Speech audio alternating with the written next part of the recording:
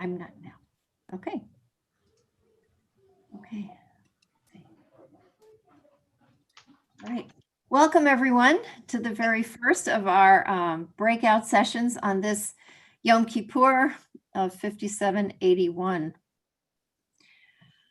Well, when we thought about what we wanted to highlight, there's just so much going on in our streets and in the streets of really many places around the world. We have a young man who's been coming to our services for 15 years, he tells me, who's from Belarus. And as you know, the leader of Belarus, who lost the election, refused to step down. So there have been peaceful protests in the streets of Belarus. And I've been in touch with him because his family are among the protesters, and they've been arrested and they've been shot in the streets because Lukashenko doesn't want to abdicate his presidency. So law enforcement and law and order and how we vision law enforcement is really important, and it's become more and more important for us. So who better to invite than the Callis Professor of Law Emeritus at St. Louis University, our own Roger Goldman, who is the nation's foremost expert in police decertification and license revocation laws. So he is the expert in something very specific when it comes to law enforcement, but really very crucial. Because the most important thing that we expect from the people who are there to protect us is that we can trust them. Now, we know that our Jewish family includes people of color, police officers who are both Black and white, and those who are committed to protesting and working until we do have systems of law enforcement, systems of public safety that really we can count on, we can trust, and keep us safe. It's complicated in the Jewish community because we're not exactly sure where we fit. Do we stand with the protesters who are demanding accountability? Or do we stand with many people who are afraid that if they alienate law enforcement, that they will be put themselves and their communities at risk? So we decided that it would be really important to hear from our own Roger Goldman, not only this expert, national, really international expert in policing, but also CRC's founder, and CRC's very first president. Roger, you've devoted so much of your life to us, you and Stephanie, and now the next generation, Josh Goldman, head of our Tikkun Olam Steering Committee. And we know you've also devoted your long legal career to holding police accountable. And so we've invited Roger to tell his story. We'll spend about 20 minutes with Roger, and then we're going to go to breakout groups and have a chance in smaller groups to speak about our own personal experience. I'll frame some questions for us, and then we'll come back and maybe share some of the reflections that we've had with each other. So Roger, if you're ready. We need a test. You have to tell me if I'm on mute or not mute. You're not on mute. You're fine. I'm fine. Okay, great. Okay, well, thanks for the introduction, Susan. I thought I would tell you my story, and then the break. Then we can talk about other remedies besides the one that I'm going to focus on. But I think you'll find it instructive how I got involved in this topic. So particularly since the death of George Floyd in Minneapolis, there has been a national conversation about decertification. I've been researching this a topic for over 40 years, but let me tell you how I got started. Notice how many of the discussions and protests have involved the killing of a suspect, often African American. That certainly was true of George Floyd. So let me tell you my George Floyd equivalent, how I first got interested in this topic. The Post-Dispatch had a series of articles written by our own member, Paul Wagman, and Bill Freibergel, who you know, back in the 70s. And it was about a lieutenant who was number 2 at the Maplewood Police Department and who would do the following to get confessions from suspects: play Russian roulette, stick a pistol down a suspect's throat and say, "suck on it," and other outrageous conduct like that. After 2 of his patrolmen in the department played Russian roulette with a mentally challenged young man suspected of trying to cash a stolen $80 cashier's check, the lieutenant was fired, but he was then hired by a chief at a tiny department. Some of you may be familiar with Bridgeton Terrace out by the airport, one of 90 municipalities that had a police department. And the chief at that department knew exactly from Wagman and Freibergel's articles what this fellow had done at Maplewood, but nonetheless hired him. But that's only part of the story, because after he was hired part-time, he had a full-time job back in Maplewood selling clothes. And he sees a man, African-American, sitting in his car. He assumed his car was going to be stolen. We don't, of course, know what happened because he told the guy to get out of the car and he shot and he killed him. So really, 2 deaths, you could say, were on his watch. Well, I was astounded that he could be hired after what he did at Maplewood, and he could have been hired. There was nothing in Missouri that stopped a rehiring of a clearly unfit officer.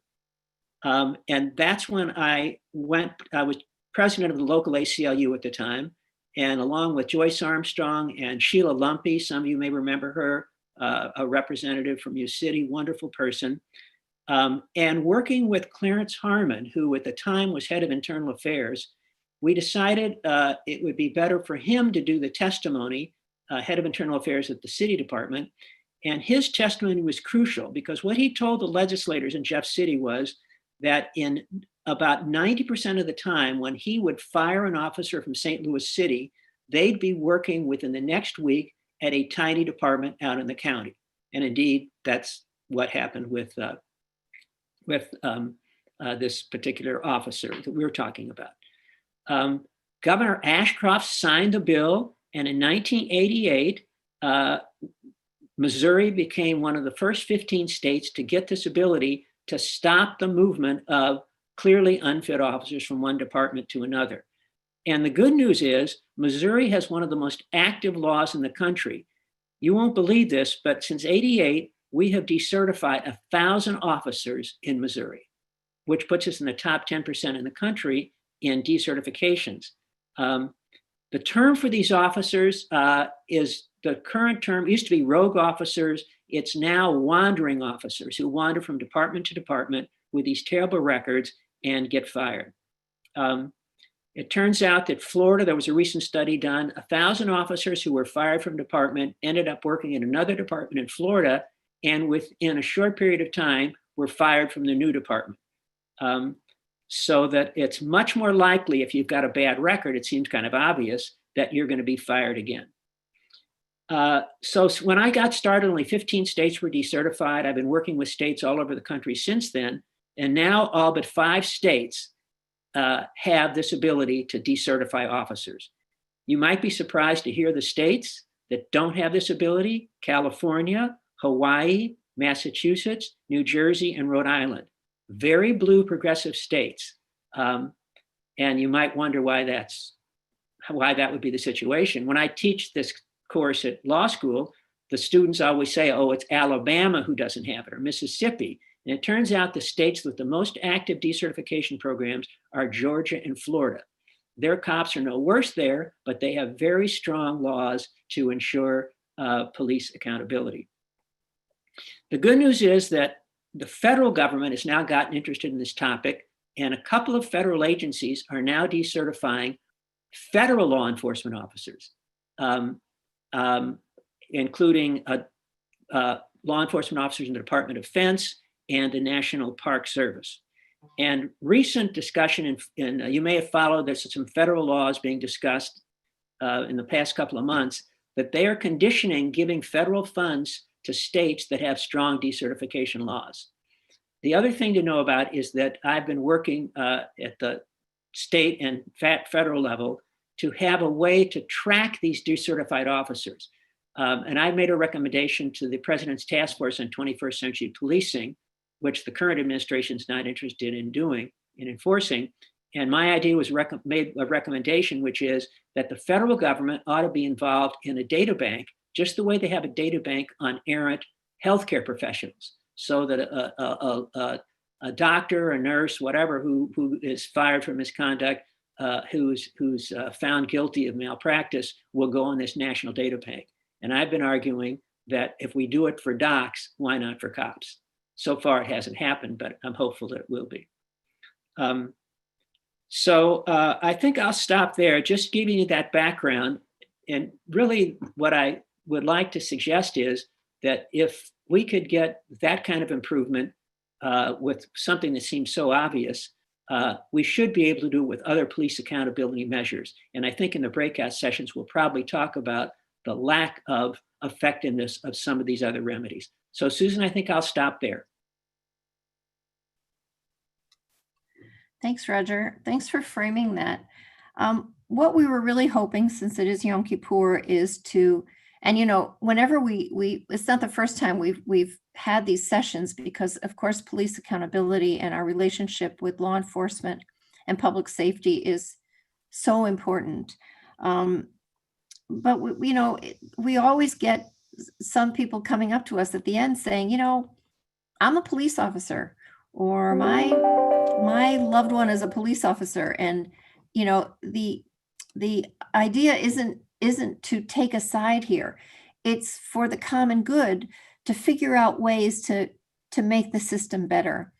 And you know, I do want to also say that, you know, there's a trigger line out there that's, I think, really misunderstood, and that is when protesters are saying defund police. They're not, I don't think they're really saying, you know, defund police. They're saying reimagine law enforcement, reimagine public safety. So what we're going to do now is have there's monitors out there, and they're going to break us into smaller groups. And in the groups, we're hoping that you would reflect on what Roger has said, how it's taken him a lifetime, 40 years really, to get to where he is today. And in the chats to maybe answer these questions. Number one, have you ever been profiled? Number two, what makes you safe, feel safe in your community? Number three, what was your visceral response to the George Floyd video? Was that a turning point for you? And how do you feel today about the non-indictment? You know, we've had our own cases of non-indictment with Mike Brown, with the Stokely case here, Anthony Lamar Smith. What about the non-indictment of the police officers in the Breonna Taylor case? So those are lots of things to reflect on. We're going to give everyone, I think, we've got a good 20 minutes actually to give you to reflect in your small groups. And what we'd love for one person in each group to do is to put a reflection or something that comes out of your group into the chat, so that Roger can respond to some of your questions and thoughts when we come back together in 20 minutes. Should I repeat the questions? Okay, there we go. Do you want to put the questions in the chat? Yes. Or maybe we won't, I don't know. Do I need to do that? I can do that. I'll do it. So go to your chats and I'll put them there. Hi, everyone. This is Rabbi Daniel here. If you run into issues with the breakout rooms, everyone should get a pop-up right now that should invite you to the breakout room. So click on the button accepting that. If you run into any issues, feel free to leave the breakout room and come back here, or just message us or unmute yourself or write in the chat or whatever we can do to help.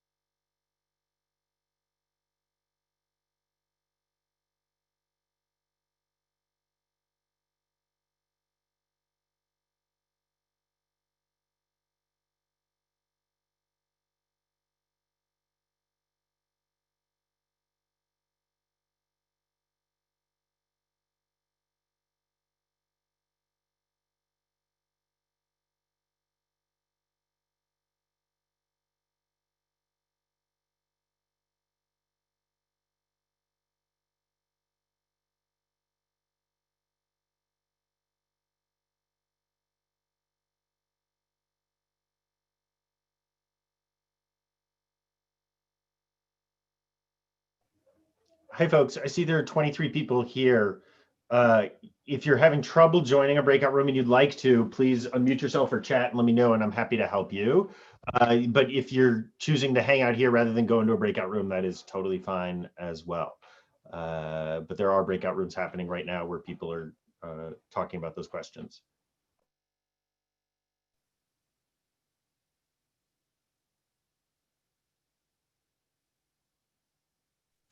How do you join one of them? Daniel, Hey, Charlene. did you hear him?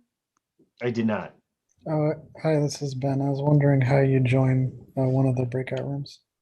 Ben, what is your last name? Moskowitz. Moskowitz. Sorry, I'm just trying to find you in this list in the. Charlene, someone just joined. Will you admit them? I just let them in. Thank you. There you are, Ben. Okay, I'm gonna try moving you to a different room, Ben, to see if it gives you a pop-up. That's my hope. Okay. You should have just gotten one.